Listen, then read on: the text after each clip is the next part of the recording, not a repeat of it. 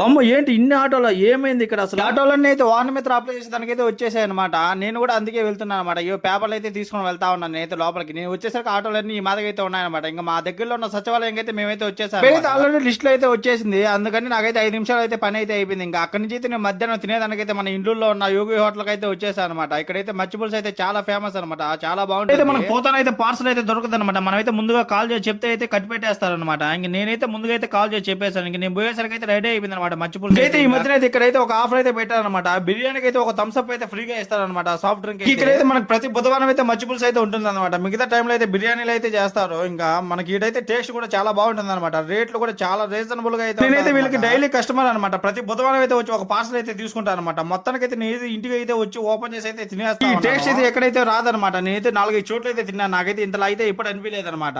మీరు ఎవరన్నా ఈ షాప్ కి వచ్చి తినేసి ఉంటే నాకైతే కమెంట్ బాక్స్ అయితే కమెంట్ అయితే చేసి నా వీడియోస్ అయితే అందరూ అయితే చూస్తా ఉన్నారు. సబ్స్క్రైబ్ అయితే చేసుకోవడం లేదు. నా ఛానల్ కూడా కొంచెం అయితే ఫాలో చేసి సబ్స్క్రైబ్ అయితే చేసేయండి.